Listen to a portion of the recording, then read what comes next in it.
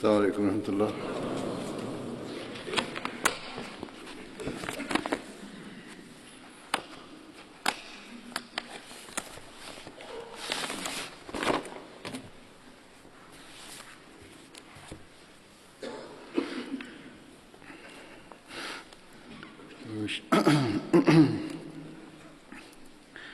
أشهد أن لا إله إلا الله وحده لا شريك له وأشهد أن محمدا عبده ورسوله. أما بعد فأعوذ بالله من الشيطان الرجيم. بسم الله الرحمن الرحيم. الحمد لله رب العالمين الرحمن الرحيم مالك يوم الدين. إياك نعبد وإياك نستعين. اهدنا الصراط المستقيم صراط الذين أنعمت عليهم غير المغضوب عليهم ولا الضالين.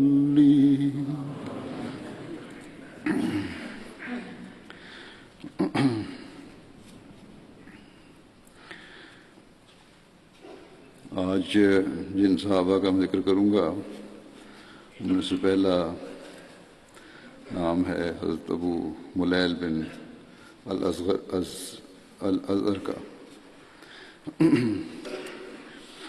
ان کی والدہ کا نام ام عمر بنت اشرف تھا اور ان کا تعلق انصار کے قبیلہ اوس سے تھا. ان کو غزوہ بدر اور غزوہ احد میں شامل ہونے کی سعادت نصیب ہوئی. ایک روایت کے مطابق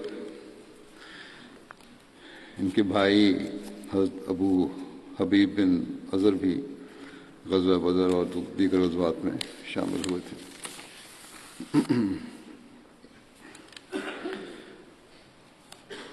دوسرا ذکر ہے حضرت انس بن معاذ انصاری کا. بعض روایات میں آپ کا نام انیس بھی بیان ہوا ہے. ان کا تعلق انصار کے قبیلہ خزرج کی شاخ بنو نجار سے تھا. آپ کی والدہ کا نام ام اناس بنت خالد تھا. آپ غزوہ بدر، احد، خندق سمیت تمام غزوات میں رسول اللہ صلی اللہ علیہ وسلم کے ساتھ شامل ہوئے. غزوہ احد میں آپ کے بھائی حضرت ابی بن معاذ بھی آپ کے ساتھ شامل ہوئے. ان کی وفات کے بارے میں اختلاف ہے. ایک روایت میں ہے کہ ان کی وفات حضرت عثمان کے زمانہ خلافت میں ہوئی، اور جبکہ دوسری روایت میں ہے کہ حضرت انس بن معاذ اور ان کے بھائی حضرت ابی بن معاذ بئر معونہ میں شہید ہوئے تھے.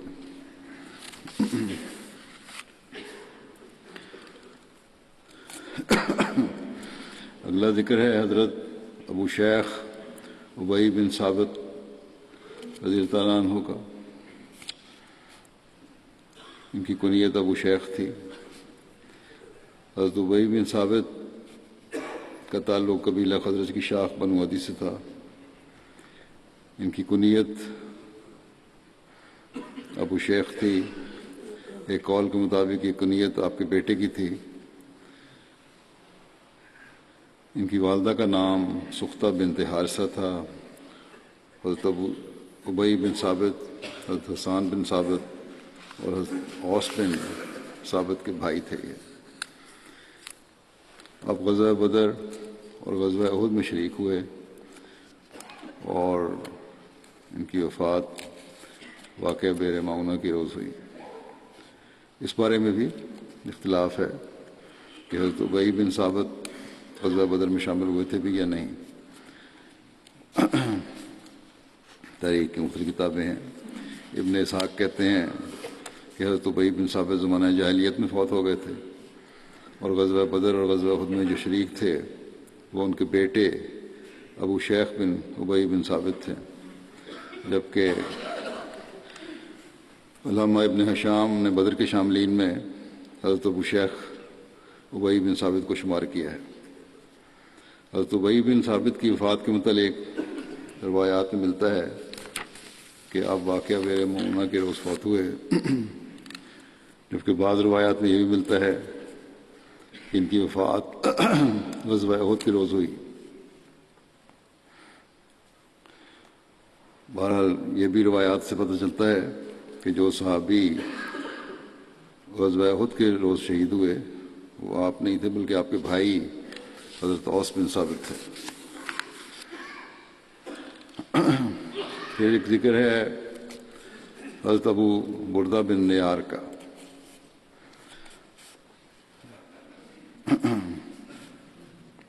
کنیت ان کی ابو بردہ تھی۔ ابو بردہ اپنی کنیت سے مشہور تھے۔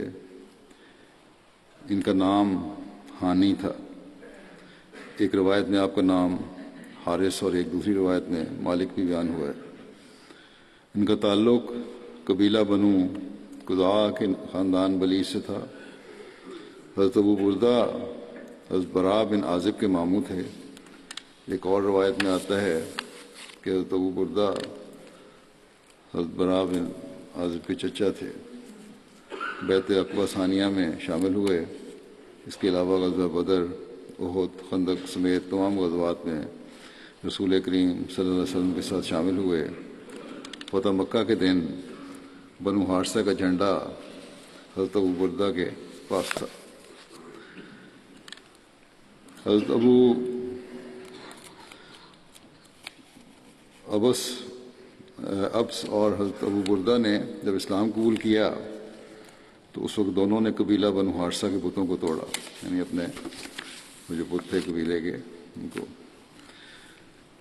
حضرت ابو امامہ سے مروی ہے کہ جب رسول اللہ صلی اللہ علیہ وسلم نے غزوہ بدر کے لیے بدر کی طرف کوچ کا ارادہ کیا تو حضرت ابو امامہ بھی آپ صلی اللہ علیہ وسلم کے ساتھ چلنے کو تیار ہو گئے۔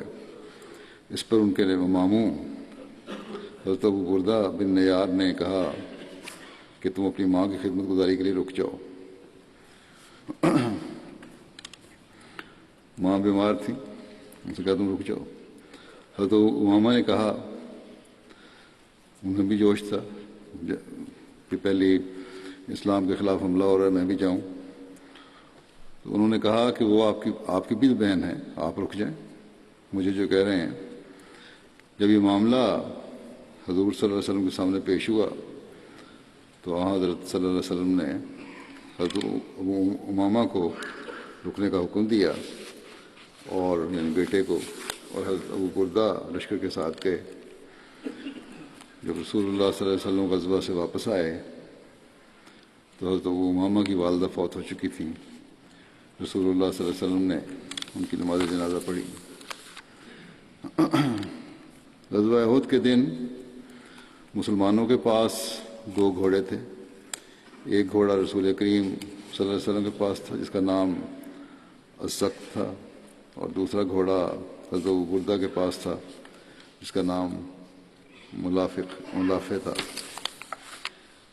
حضرت ابو بردہ بن نیار بیان کرتے ہیں کہ نبی کریم صلی اللہ علیہ وسلم کچھ قبائل کے پاس تشریف لے گئے، ان کے حق میں دعا کی، لیکن ایک قبیلے کو آپ نے چھوڑ دیا اور ان کے پاس تشریف لے کے گئے۔ اس پر یہ بات اس قبیلے والوں کو بڑی گراں گزری۔ ان لوگوں نے اپنے ایک ساتھی کے کیا وجہ، اس پر انہوں نے اپنے ایک ساتھی کے مال کی تلاشی لی تو اس کی چادر میں سے ایک ہار نکلا جو اس نے خیانت کرتے ہوئے لے لیا تھا۔ پھر ان لوگوں نے وہ ہار واپس کیا تو آپ صلی اللہ علیہ وسلم ان کے پاس بھی تشریف لے گئے اور ان لوگوں کے حق میں بھی دعا کی۔ حضرت ابو بردہ حضرت علی کے ساتھ تمام جنگوں میں شامل رہے۔ آپ کی وفات حضرت معاویہ کے ابتدائی دور میں ہوئی۔ ان کی وفات کے سال کے بارے میں مختلف روایات ہیں۔ ایک روایت کے مطابق آپ کی وفات 41 ہجری میں ہوئی، جبکہ دوسری روایت میں 42 ہجری اور 45 ہجری کا ذکر بھی ملتا ہے۔ حضرت براء بن عازب سے روایت ہے کہ رسول اللہ صلی اللہ علیہ وسلم عید الاضحیٰ کے دن نماز کے بعد ہم سے مخاطب ہوئے اور فرمایا، جس نے ہماری نماز جیسی نماز پڑھی اور ہماری قربانی کی طرح قربانی کی تو اس نے ٹھیک قربانی کی، اور جس نے نماز سے پہلے قربانی کر لی وہ بکری گوشت ہی کے لیے ہوئی۔ یعنی یہ قربانی نہیں ہے عید کی نماز سے پہلے قربانی کرنا، بلکہ وہ اس طرح ہی ہے جس طرح گوشت کھانے کے لیے بکری ذبح کر لی۔ اس پر حضرت ابو بردہ بن نیار نے اٹھے، ان کا ذکر ہو رہا ہے صحابی کا، اور انہوں نے کہا کہ یا رسول اللہ، میں نے تو نماز کے لیے نکلنے سے پہلے ہی قربانی کر لی ہے، اور میں یہ سمجھا تھا کہ آج کا دن کھانے پینے کا ہے، اس لیے میں نے جلدی کی، خود بھی کھایا اور اپنے گھر والوں اور پڑوسیوں کو بھی کھلایا۔ رسول اللہ صلی اللہ علیہ وسلم نے فرمایا، یہ بکری تو گوشت ہی کے لیے ہوئی، یہ تو تمہاری قربانی نہیں ہے۔ اس پر حضرت ابو بردہ نے کہا کہ میرے پاس 1 سال کی پٹھیاں یعنی بکری کے مادہ بچے ہیں، اور وہ گوشت کی 2 بکریوں سے بہتر ہیں، یعنی کہ اچھی پلی ہوئی ہیں، اور وہ 1 سال کی ہیں لیکن 2 بکریوں کی نسبت سے زیادہ بہتر ہیں، موٹی تازی ہیں۔ کیا یہ میری طرف سے کافی ہوگا اگر میں قربانی کر دوں؟ آپ صلی اللہ علیہ وسلم نے فرمایا کہ ہاں کر دو، لیکن تمہارے بعد کسی کو کافی نہیں ہوگا، تمہیں تو یہ اجازت ہے، لیکن تمہارے بعد اور نہیں کسی کو اجازت۔ دوسری احادیث بھی یہی بتاتی ہیں کہ ایک تو یہ ہے کہ عید کے بعد قربانی کی جائے، اور دوسرے ایک عمر ہوتی ہے بکری کی قربانی کی، وہ ہونی چاہیے۔ بہرحال یہ جو فرمایا آپ نے کہ تمہارے بعد کسی کو کافی نہیں ہے، اس بارے میں ایک دفعہ مسیح موعود علیہ السلام کی مجلس میں سوال ہوا کہ قربانی کے بکرے کی عمر کیا ہونی چاہیے۔ اس پر حضرت مسیح موعود علیہ السلام نے، حضرت خلیفۃ مسیح اول حضرت مولانا نور الدین جو بیٹھے ہوئے تھے، ان کو فرمایا کہ آپ جواب دیں۔ تو انہوں نے عرض کیا کہ اہل حدیث کے نزدیک 2 سال کا ہونا ضروری ہے، یا ہمارے ملکوں میں رواج ہے، کہتے ہیں دوندا ہونا ضروری ہے، 2 بڑے دانت سامنے کے نکلے ہونے چاہیے۔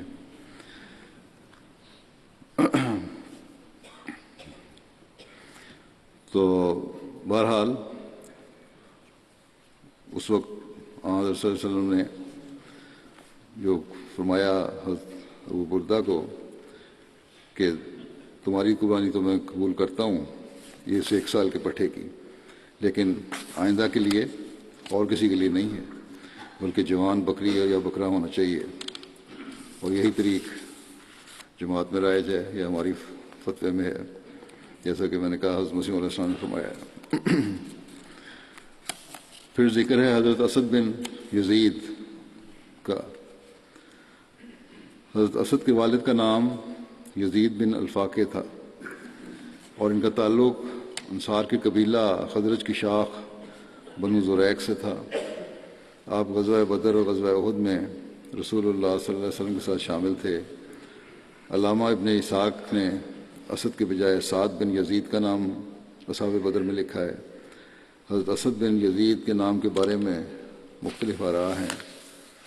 بعض نے آپ کا نام سعد بن زید، سعید بن الفاقہ اور سعد بن یزید بیان کیا ہے۔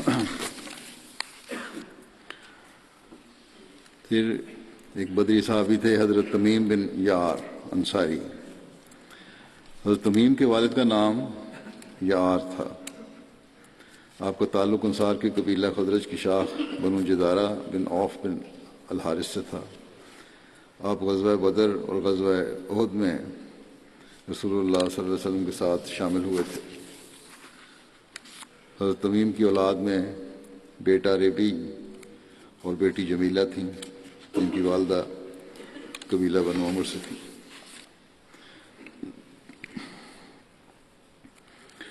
پھر جن صحابی کا ذکر ہے ان کا نام ہے حضرت اوس بن ثابت بن منذر، یہ بھی انصاری تھے، ان کی کنیت ابو شداد تھی۔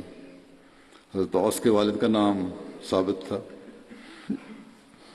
آپ کی والدہ کا نام سختہ بنت حارثہ تھا۔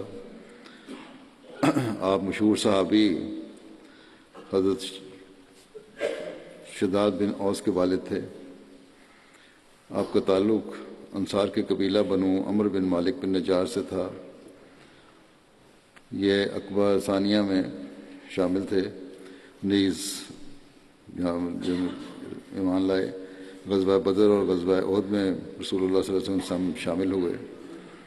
حضرت حسان بن ثابت جو مشہور شاعر تھے، اور حضرت ابی بن ثابت آپ کے بھائی تھے۔ حضرت عثمان بن عفان جب مدینہ ہجرت کر کے آئے تو ان کے ہاں ان کا قیام ہوا، اور آن حضرت صلی اللہ علیہ وسلم نے حضرت عثمان بن عفان اور حضرت اوس کے درمیان مواخات قائم فرمائی۔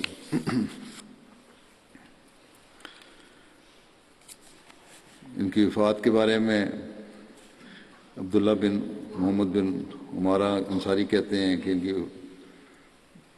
ان کی وفات، ان کی شہادت غزوہ احد میں ہوئی تھی۔ بعض دوسرے اس سے اختلاف بھی کرتے ہیں، لیکن جو اختلاف کرنے والے ہیں وہ کمزور راوی ہیں۔ پھر ذکر ہے صحابی کا، ان کا نام ہے ثابت بن خنسا، ان کا تعلق قبیلہ بنو غنم بن عدی بن نجار سے تھا، اور غزوہ بدر میں شامل ہونے کی سعادت ان کو نصیب ہوئی۔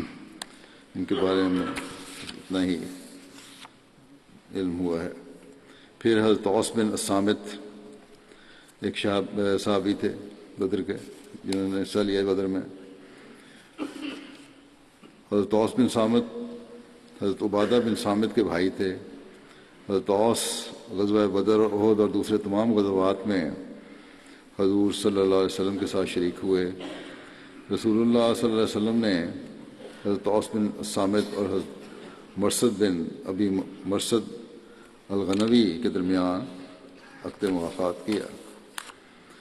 روایات میں آتا ہے کہ حضرت اوس نے اپنی اہلیہ خویلہ بنت مالک سے زہار کیا تھا۔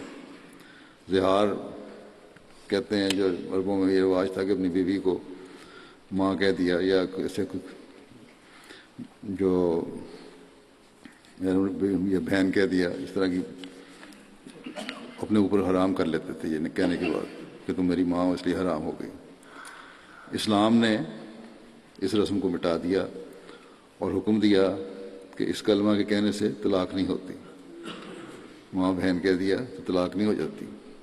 ہاں، یہ بےہودہ بات ہے جس کی سزا میں اسلام نے کفارہ مقرر کیا ہے۔ حضرت اوس نے کفارہ دینے سے پہلے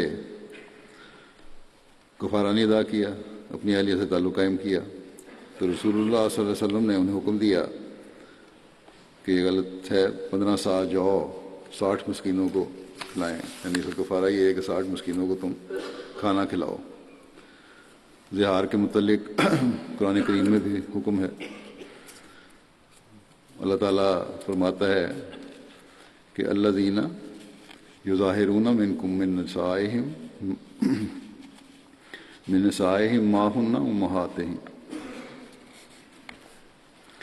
ان امہاتہم الا اللائی ولدنہم وانہم لیقولون منکرا من القول وزورا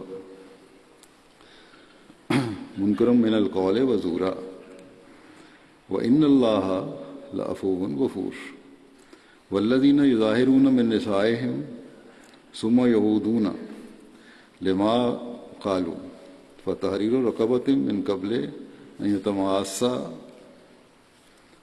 ذَلِكُمْ تُوعَظُونَ بِهِ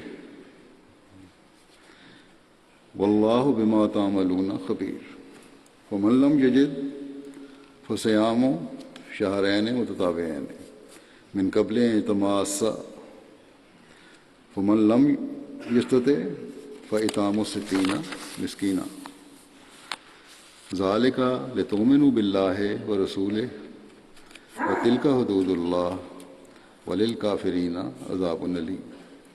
تم میں سے جو لوگ اپنی بیویوں کو ماں کہہ دیتے ہیں وہ ان کی مائیں نہیں ہو سکتی، ان کی مائیں تو وہی ہیں جنہوں نے ان کو جنم دیا، اور یقیناً وہ ایک سخت ناپسندیدہ اور جھوٹی بات کہتے ہیں، اور اللہ یقیناً بہت درگزر کرنے والا اور بہت بخشنے والا ہے۔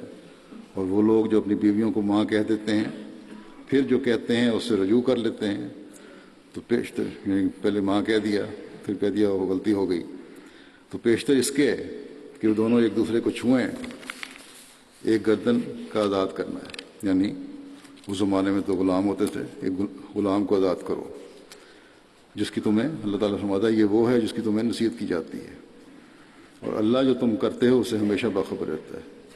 بس جو اس کی استطاعت نہ پاتے ہوں، اگر یہ استطاعت نہیں ہے کہ غلام ہے اس کو آزاد کرنا ہے، تو مسلسل 2 مہینے کے روزے رکھنا ہے، پیشتر اس کے کہ وہ دونوں ایک دوسرے کو چھوئیں۔ بس جو اس کی بھی استطاعت نہ رکھتا ہو تو 60 مسکینوں کو کھانا کھلانا ہے۔ یہ اس لیے ہے کہ تمہیں اللہ اور اس کے رسول کی طرف سے طمانینت نصیب ہو، یہ اللہ کی حدود ہیں اور کافروں کے لیے بہت ہی دردناک عذاب مقدر ہے۔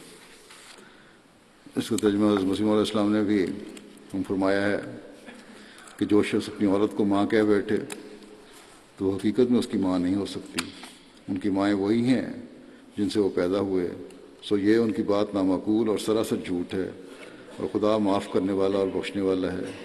اور جو لوگ ماں کہہ بیٹھیں اور پھر رجوع کریں تو اپنی عورت کو چھونے سے پہلے ایک گردن آزاد کر دیں، یہی خدا خبیر کی طرف سے نصیحت ہے۔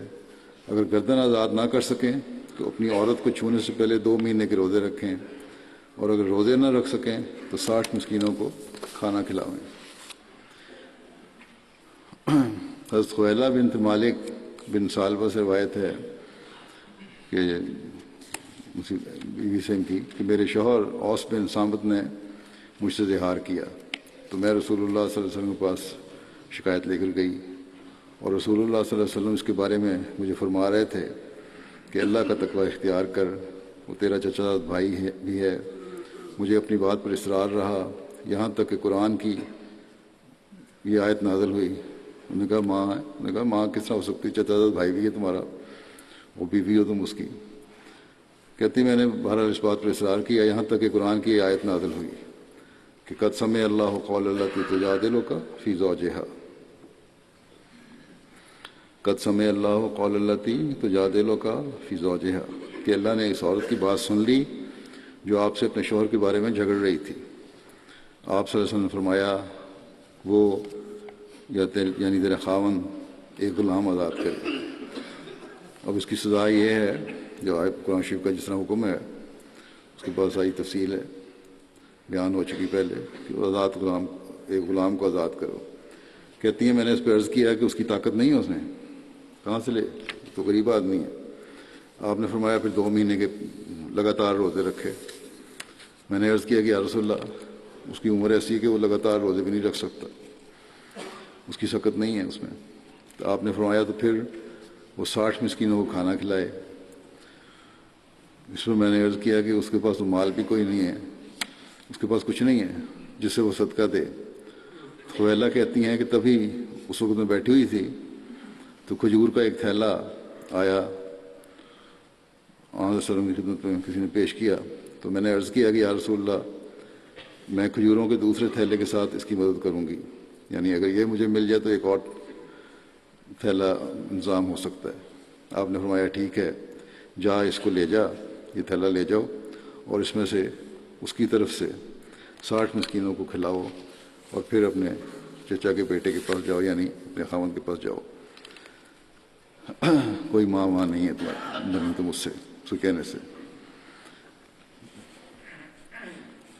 ان صحابہ کی بیان ہوتی سیرت بعض مسائل بھی ساتھ ساتھ حل ہو جاتے ہیں۔ حضرت ابن عباس کا بیان ہے کہ سب سے پہلا زہار جو اسلام میں ہوا یہ کہنے کا بیوی کو ماں، وہ حضرت اوس بن صامت کا تھا، ان کے نکاح میں ان کی چچا کی بیٹی تھیں، ان سے انہوں نے اظہار کیا تھا۔ بہرحال اللہ تعالیٰ نے یہ حدود قائم کی ہیں، اور حضرت مسیح علیہ السلام کے زمانے میں یہ معاملہ پیش ہوا، آپ نے فرمایا کہ یہی سزا ہے اس کی۔ خلیفہ ثانی کے زمانے میں اسی طرح ایک معاملہ پیش ہوا، آپ نے فرمایا یہی سزا ہے، اور سوائے اس کے کہ بہت ہی غریب ہے اور کسی کوئی طاقت نہیں ہے تو وہ پھر استغفار کرے اور جو جس حد تک سکت ہے وہ پہنچے دے اس کا سزا۔ تو بہرحال اللہ تعالیٰ نے حدود قائم کی ہیں بیوی کے کو ماں یا بہن کہنے کے لیے، اگر کوئی کہتا ہے تو۔ بعضوں کو عادت ہوتی ہے ہر طرح سی بات لڑائیاں ہوئی تو کہہ دی حرام ہو گئی میرے پہ، یا یہ ہو گیا، تو میری ماں کی طرح ہو تو فلاں ہو، یا قسم کھا لی، تو یہ سب قسمیں ہیں۔ ان کا جو حدود قائم ہے اس کو سزا جو دے کے، جو اللہ تعالیٰ نے فرمایا ہے کہ غلام کو آزاد کرو، یا روزے رکھو، یا مسکینوں کو کھانا کھلاؤ۔ حضرت اوس بن صامت شاعر بھی تھے۔ حضرت اوس بن صامت اور شداد بن اوس انصاری نے بیت المقدس میں رہائش رکھی۔ ان کی وفات سرزمین فلسطین کے مقام رملہ میں 34 ہجری میں ہوئی۔ اس وقت حضرت اوس کی عمر 72 سال تھی۔ پھر جن صحابی کا ذکر ہے ان کا نام ہے حضرت ارقم بن ابی ارقم، ان کی کنیت ابو عبداللہ تھی۔ حضرت ارقم کی والدہ کا نام امیمہ بنت حارث تھا۔ بعض روایت میں ان کا نام تماظر بنت حذیم اور صفیہ بنت حارث بھی بیان ہوا ہے۔ حضرت ارقم کا تعلق قبیلہ بنو مخزوم سے تھا۔ آپ اسلام لانے والے اولین صحابہ میں سے تھے۔ بعض کے نزدیک جب آپ ایمان لائے تو آپ سے قبل 11 افراد اسلام قبول کر چکے تھے۔ بعض کہتے ہیں کہ آپ نے 7ویں نمبر پر اسلام قبول کیا۔ حضرت عروہ بن زبیر روایت کرتے ہیں کہ حضرت ارقم، حضرت ابو عبیدہ بن جراح اور حضرت عثمان بن مظعون اکٹھے ایک ہی وقت میں ایمان لائے۔ حضرت ارقم کا ایک گھر مکہ میں سے باہر کوہ صفا کے پاس تھا، جو تاریخ میں دار ارقم کے نام سے مشہور ہے۔ دار ارقم ان کا گھر تھا۔ اس گھر میں رسول اللہ صلی اللہ علیہ وسلم اور اسلام قبول کرنے والے افراد عبادت کیا کرتے تھے۔ یہیں پر حضرت عمر نے اسلام قبول کیا تھا۔ ان کے اسلام قبول کرنے کے بعد مسلمانوں کی تعداد 40 ہو گئی تھی اور اس گھر سے باہر نکلے تھے، یعنی حضرت عمر کے اسلام قبول کرنے کے بعد۔ یہ گھر حضرت ارقم کی ملکیت میں رہا۔ پھر آپ کے پوتوں نے یہ گھر ابو جعفر منصور کو فروخت کر دیا۔ اس کے بارے میں سیرت ختم النبیین میں حضرت مرزا بشیر احمد صاحب نے جو لکھی ہے تفصیل وہ یہ ہے کہ اسلام کے پہلے تبلیغی مرکز یعنی دار ارقم کے بارے میں آپ تعریف فرماتے ہیں کہ حضرت صلی اللہ علیہ وسلم کو یہ خیال پیدا ہوا کہ مکے میں ایک تبلیغی مرکز قائم کیا جائے جہاں مسلمان نماز وغیرہ کے لیے بے روک ٹوک جمع ہو سکیں اور امن و اطمینان اور خاموشی کے ساتھ باقاعدہ اسلام کی تبلیغ کی جا سکے۔ اس غرض کے لیے ایک ایسے مکان کی ضرورت تھی جو مرکزی حیثیت رکھتا ہو۔ چنانچہ آپ نے صلی اللہ علیہ وسلم نے ایک نو مسلم ارقم بن ابی ارقم کا مکان پسند فرمایا جو کوہ صفا کے دامن میں واقع تھا۔ اس کے بعد تمام مسلمان یہیں جمع ہوتے تھے، یہیں نماز پڑھتے تھے، یہیں متلاشیان حق آتے، یعنی جن کو دین کی تلاش تھی اور اسلام کے پیغام سنتے تھے، سننے کے لیے اور سمجھنے کے لیے آتے تھے، یا حضرت صلی اللہ علیہ وسلم کی صحبت سے فیض یاب ہونے کے لیے آتے تھے، اور حضرت صلی اللہ علیہ وسلم ان کو اسلام کی تبلیغ فرماتے۔ اسی وجہ سے یہ مکان تاریخ میں خاص شہرت رکھتا ہے اور دارالاسلام کے نام سے بھی مشہور ہے۔ حضرت صلی اللہ علیہ وسلم نے قریباً 3 سال تک دار ارقم میں کام کیا، یعنی بعثت کے 4تھے سال آپ نے اسے اپنا مرکز بنایا اور 6 سال کے آخر تک آپ نے اس میں اپنے یہی اس مشن کو جاری رکھا۔ اور مورخین لکھتے ہیں کہ دار ارقم میں اسلام لانے والوں میں آخری شخص حضرت عمر تھے، جن کے اسلام لانے سے مسلمانوں کو بہت تقویت پہنچی اور وہ دار ارقم سے نکل کر برملا پہ تبلیغ کرنے لگ گئے۔ مدینہ ہجرت کے بعد رسول کریم صلی اللہ علیہ وسلم نے حضرت ارقم رضی اللہ عنہ کی مواخات حضرت ابو طلحہ زید بن سہل کے ساتھ قائم فرمائی۔ حضرت ارقم غزوہ بدر میں رسول کریم صلی اللہ علیہ وسلم کے ساتھ شامل ہوئے اور آپ صلی اللہ علیہ وسلم نے بدر کے مال غنیمت میں سے ایک تلوار انہیں دی تھی۔ حضرت ارقم غزوہ بدر، احد سمیت تمام غزوات میں شریک ہوئے اور نبی کریم صلی اللہ علیہ وسلم نے آپ کو مدینہ میں ایک گھر بھی دیا تھا۔ ایک دفعہ رسول کریم صلی اللہ علیہ وسلم نے انہیں صدقات کی وصولی کے لیے بھی مقرر کر کے بھیجوایا تھا۔ تاریخ میں یہ بھی ہے کہ حضرت ارقم معاہدہ حلف الفضول میں بھی شامل ہوئے تھے۔ وہ معاہدہ جو غریبوں کی مدد کے لیے اسلام سے پہلے مکے کے رہنے والوں نے ایک بڑے لوگوں نے کیا تھا، جس میں حضرت صلی اللہ علیہ وسلم بھی شامل تھے۔ حضرت ارقم کے بیٹے عثمان بن ارقم روایت کرتے ہیں کہ میرے والد کی وفات 53 ہجری میں ہوئی۔ اس وقت آپ کی عمر 83 سال تھی۔ بعض لوگ کہتے ہیں کہ ان کی 55 ہجری میں وفات ہوئی، اور عمر کے بارے میں اختلاف ہے کہ 80 سال تھی یا اس سے کچھ اوپر تھی۔ حضرت ارقم نے وصیت کی تھی کہ ان کی نماز جنازہ حضرت سعد بن ابی وقاص پڑھائیں، جو صحابی تھے۔ ان کی وفات کے بعد حضرت سعد رضی اللہ تعالیٰ عنہ عقیق مقام میں تھے، دور تھے وہاں سے۔ مروان نے کہا کہ یہ کیسے ہو سکتا ہے کہ رسول اللہ صلی اللہ علیہ وسلم کا صحابی کسی غیر حاضر شخص کی طرف سے کی وجہ سے دفن نہ کیا جائے، کہ موجود نہیں ہے اس لیے صحابی کو کی ناش پہ رکھا جائے اس وقت تک جب تک وہ آ نہ جائیں، اور چاہا کہ ان کی نماز جنازہ خود پڑھا دیں۔ مگر عبید اللہ بن ارقم نے مروان کی بات نہ مانی، اور حضرت سعد بن ابی وقاص کے آنے پر حضرت ارقم کی نماز جنازہ ادا کی گئی اور جنت البقیع میں دفن کیے گئے۔ ان کے متعلق ایک روایت یہ بھی ہے کہ ایک دفعہ حضرت ارقم نے بیت المقدس جانے کے لیے رخت سفر باندھا، تیاری کی، جانا چاہتے تھے، اور رسول کریم صلی اللہ علیہ وسلم کے پاس سفر پر جانے کے لیے اجازت چاہیے۔ تو آپ صلی اللہ علیہ وسلم نے ریاض فرمایا کہ کیا تم کسی ضرورت کے لیے یا تجارت کی غرض سے جا رہے ہو وہاں بیت المقدس میں؟ حضرت ارقم نے جواب دیا کہ یا رسول اللہ صلی اللہ علیہ وسلم، میرے ماں باپ آپ پر فدا ہوں، کوئی کام نہیں ہے اور نہ تجارت کی غرض سے جانا ہے، بلکہ بیت المقدس میں نماز پڑھنا چاہتا ہوں۔ اس پر رسول اللہ صلی اللہ علیہ وسلم نے فرمایا کہ میری اس مسجد میں ایک نماز اور مسجدوں کی ہزاروں نماز سے بہتر ہے، یعنی یہاں مدینے میں، سوائے کعبے کے۔ اس پر حضرت ارقم نے اپنا ارادہ بدل لیا۔ پھر جن صحابی کا ذکر ہے ان کا نام ہے حضرت بسبس بن عمر۔ ایک روایت میں آپ کا نام بسبس بن بشر بھی آیا ہے۔ حضرت بسبس جوہنی انصاری کا تعلق قبیلہ بنی ساعدہ بن کعب بن خزرج سے تھا، جبکہ عروہ بن زبیر کے مطابق آپ کا تعلق بنو ظریف بن خزرج سے ہے۔ آپ نے غزوہ بدر میں شرکت کی تھی۔ آپ کا شمار انصار صحابہ میں ہوتا ہے۔ آپ کو بسیسہ اور بسیس اور بسبسہ کے نام سے بھی جانا جاتا ہے۔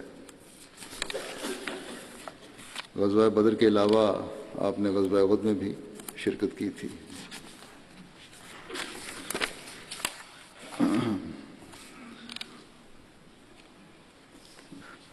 مدینہ سے غزوہ بدر کے لیے مدینہ سے نکلنے کا ذکر کرتے ہوئے سیرت خاتم النبیین میں حضرت مرزا بشیر احمد صاحب نے لکھا ہے کہ مدینہ سے نکلتے ہوئے آپ صلی اللہ علیہ وسلم نے اپنے پیچھے عبداللہ بن ام مکتوم کو مدینہ کے امیر مقرر کیا تھا، مگر جب آپ روحا کے مقام کے قریب پہنچے جو مدینہ سے 36 میل کے فاصلے پر ہے، تو غالباً اس خیال سے کہ عبداللہ ایک نابینا آدمی ہیں اور لشکر قریش کی آمد کی خبر کا تقاضا ہے کہ آپ کے پیچھے مدینہ کا انتظام مضبوط رہے، آپ نے ابو لبابہ بن منذر کو مدینہ کا امیر مقرر کر کے واپس بھجوا دیا اور عبداللہ بن ام مکتوم کے متعلق حکم دیا کہ وہ صرف امام الصلاۃ رہیں، مگر انتظامی کام ابو لبابہ سے انجام دیں۔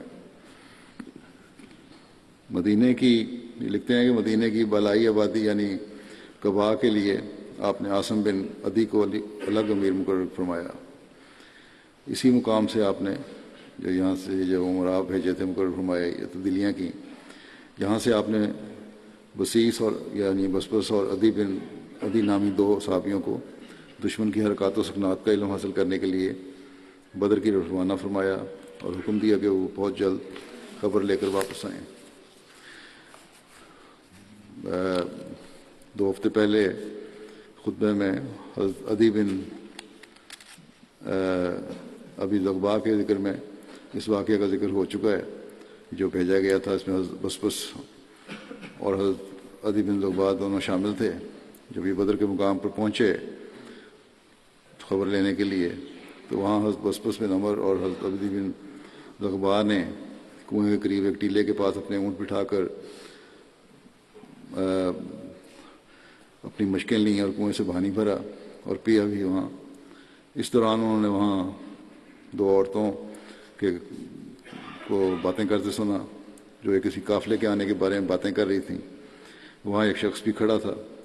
بہرحال یہ دونوں واپس آئے اور حضرت صلی اللہ علیہ وسلم کو ان عورتوں کی باتوں کے بارے میں بتایا کہ وہ قافلے کے آنے کے بارے میں اس طرح باتیں کر رہی تھی۔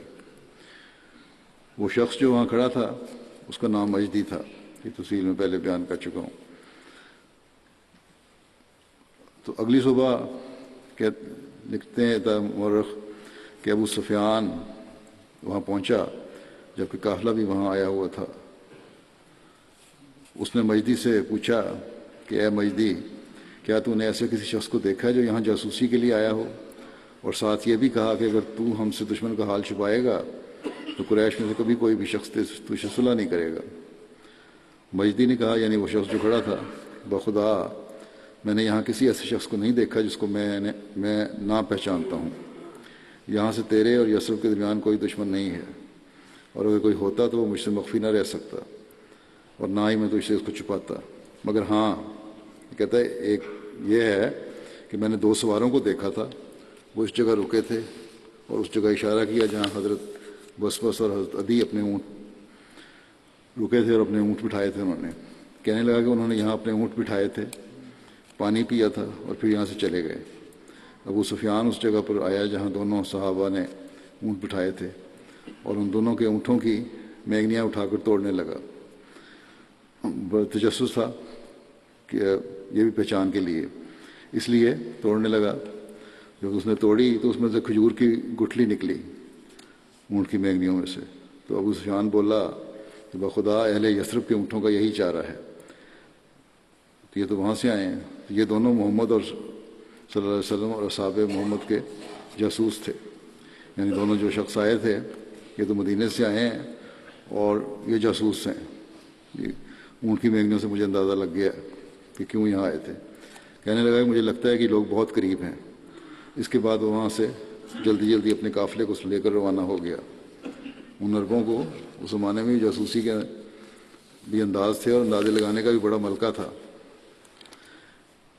اس کے ذکر میں، بدر کی جنگ کے ذکر میں سیر خاتم النبیین میں یہ لکھا ہے مرزا بشیر احمد صاحب نے کہ جب آپ صلی اللہ علیہ وسلم بدر کے قریب پہنچے تو کسی خیال کے ماتحت جس کا ذکر روایات میں نہیں ہے، آپ حضرت ابوبکر صدیق کو اپنے پیچھے سوار کر کے اسلامی لشکر سے کچھ آگے نکل گئے۔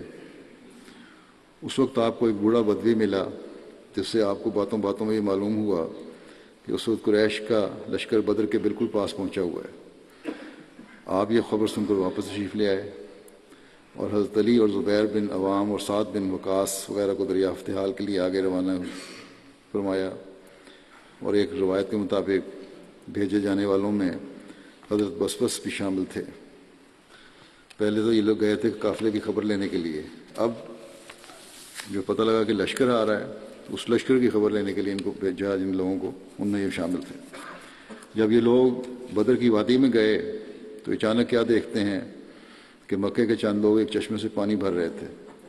ان صحابیوں نے ان پر جماعت پر حملہ کر کے ان میں سے ایک حبشی غلام کو پکڑ لیا اور اسے آن حضرت صلی اللہ علیہ وسلم کے پاس لے آئے۔ جب وہ لے کے آئے اس وقت آن حضرت صلی اللہ علیہ وسلم نماز میں مصروف تھے۔ صحابہ نے یہ دیکھ کر کہ حضرت صلی اللہ علیہ وسلم تو نماز میں مصروف ہیں، خود اس غلام سے پوچھنا شروع کیا کہ ابو سفیان کا قافلہ کہاں ہے۔ یہ حبشی غلام چونکہ لشکر کے ہمراہ آیا تھا، وہ تو اس لشکر کے ہمراہ آیا تھا جو بدر پہ حملے کے لیے کی جنگ کے لیے آ رہا تھا، اس کو قافلے کا تو علم نہیں تھا اور قافلے سے وہ بے خبر تھا۔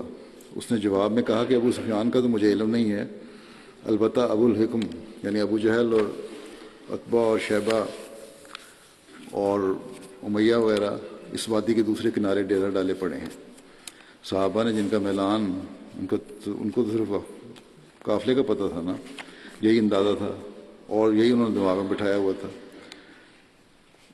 تو انہوں نے یہی سمجھا کہ یہ جھوٹ بول رہا ہے اور دیدہ دانستہ قافلے کی خبر کو چھپانا چاہتا ہے، جس پر بعض لوگوں نے اسے کچھ مارا پیٹا بھی، زود کوب کیا، زد و کوب کیا، لیکن جب وہ اسے مارتے تھے وہ ڈر کے مارے کہہ دیتا تھا کہ اچھا میں بتاتا ہوں، اور جب اسے چھوڑ دیتے تو پھر وہی پہلا جواب دیتا تھا کہ مجھے ابو سفیان کا علم نہیں ہے اس کے قافلے کا، ہاں البتہ ابو جہل ایک لشکر لے کے آ رہا ہے اور وہ پاس ہی موجود ہے۔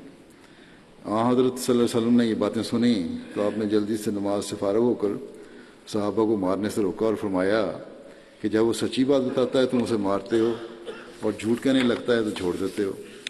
پھر آپ نے خود نرمی کے ساتھ اسے دریافت فرمایا کہ لشکر اس وقت کہاں ہے؟ اس نے جواب دیا اس وقت سامنے والے ٹیلے کے پیچھے ہے۔ آپ نے پوچھا کہ لشکر میں کتنے آدمی ہیں؟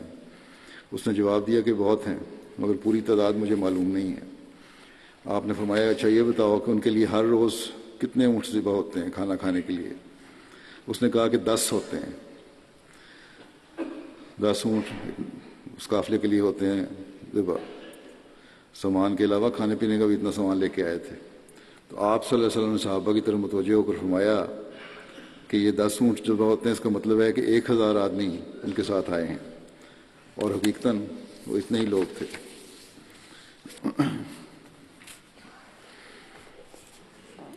پھر جن صحابی کا ذکر ہے حضرت ثعلبہ بن عمر انصاری تھے۔ حضرت ثعلبہ کا تعلق قبیلہ بنو نجار سے تھا۔ آپ کی والدہ کا نام کبشہ تھا جو کہ مشہور شاعر حضرت حسان بن ثابت کی بہن تھیں۔ حضرت ثعلبہ غزوہ بدر سمیت تمام غزوات میں حضرت صلی اللہ علیہ وسلم کے ہمراہ شریک ہوئے۔ آپ ان اصحاب میں بھی شامل تھے جنہوں نے بنو سلمہ کے بت توڑے تھے۔ آپ کی وفات حضرت عمر کے دور خلافت میں جنگ جسر یعنی پل والی جنگ میں ہوئی تھی۔ جنگ جسر 14 ہجری یہ تبری میں 13 ہجری کا درج ہے، یہ جنگ ہوئی تھی ایرانیوں کے ساتھ۔ اس جنگ میں دونوں فریق یعنی حضرت ابو عبید کی نگرانی میں مسلمانوں کا لشکر اور بہمن جازویہ کی نگرانی میں ایرانی فوج دریائے فرات پر آمنے سامنے تھیں۔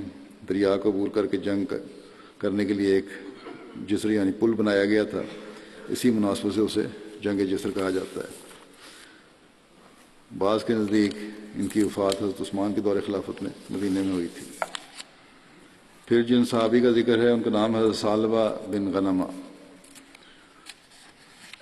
حضرت ثعلبہ کا نام ایک روایت میں ثعلبہ بن انمہ بھی بیان ہوا ہے۔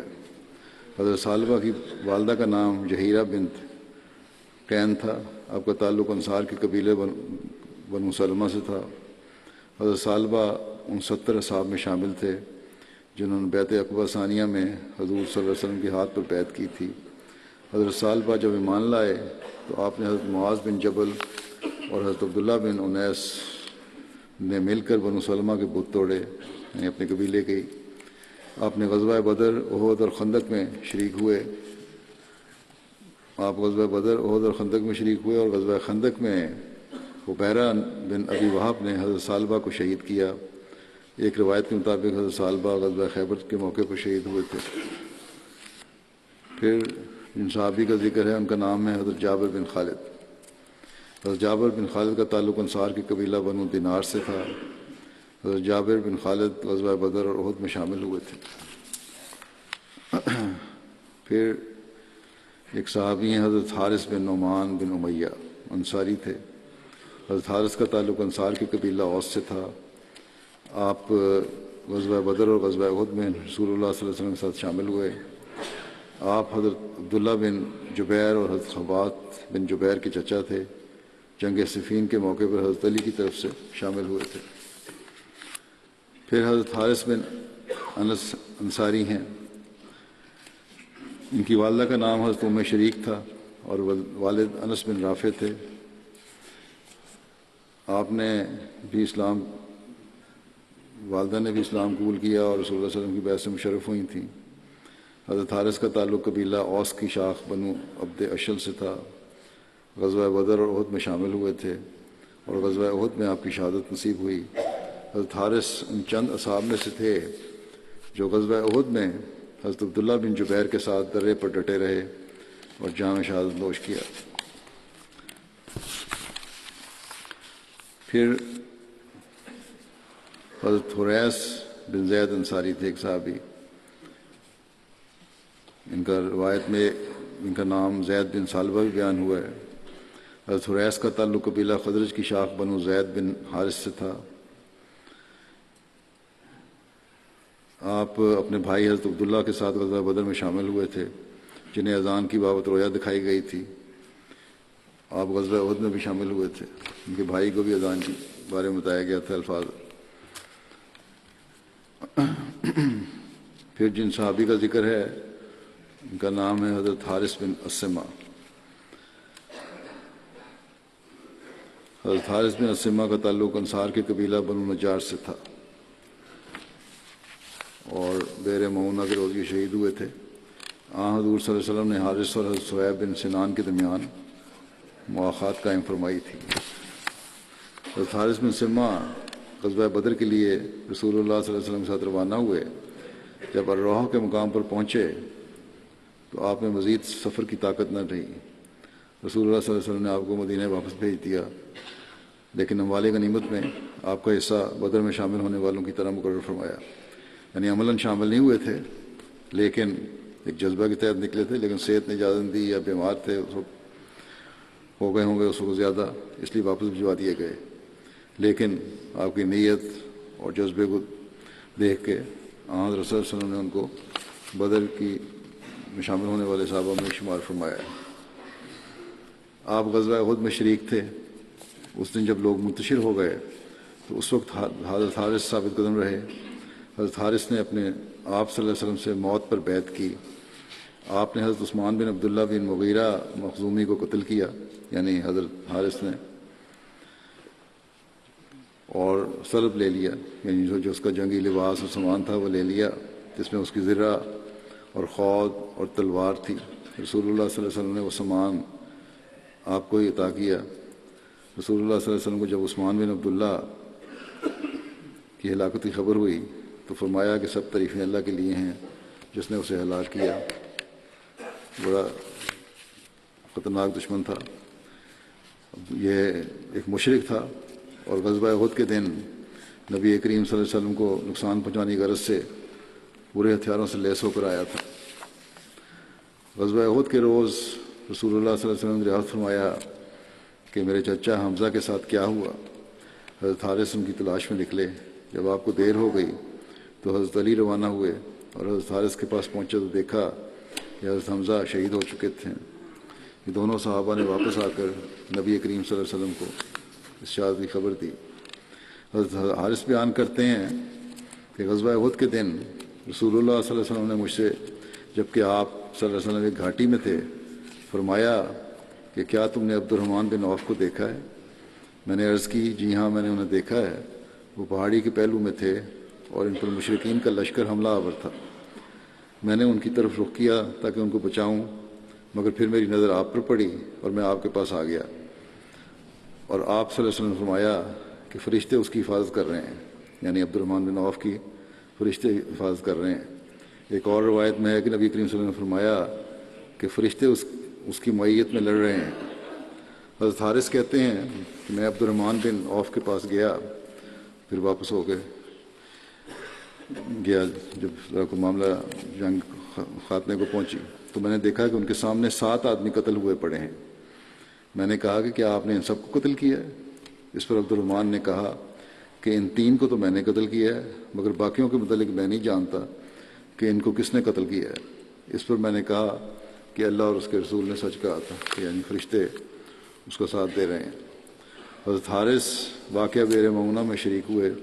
جس وقت یہ واقعہ ہوا اور صحابہ کو شہید کیا گیا، اس وقت حضرت حارث اور حضرت عمر بن امیہ اونٹوں کو چرانے گئے ہوئے تھے۔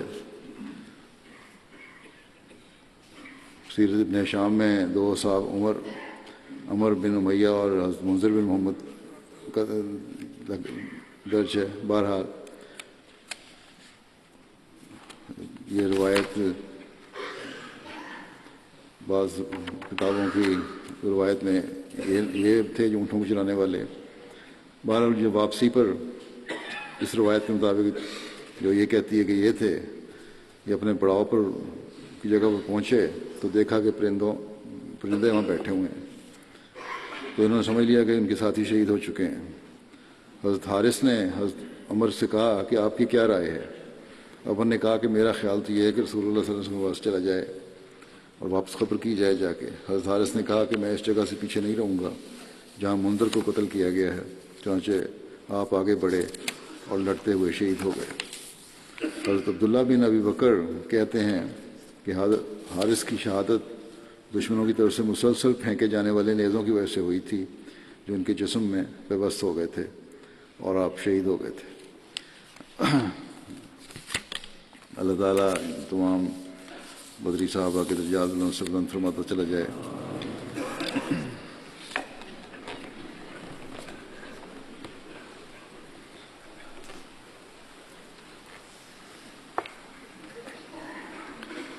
الحمد للہ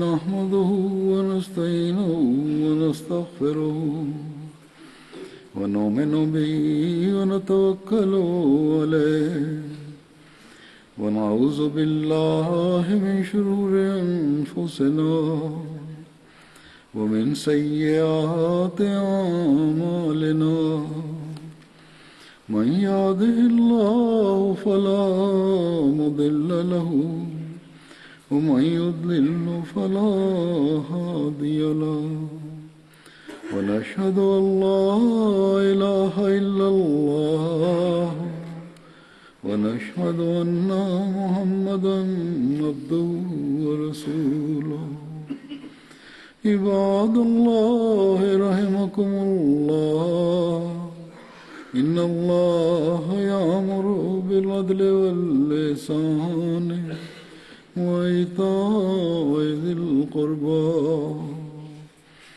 وينهى عن الفحشاء والمنكر والبغي يعظكم لعلكم تذكرون اذكروا الله يذكركم وادعوه يستجب لكم ولذكر الله أكبر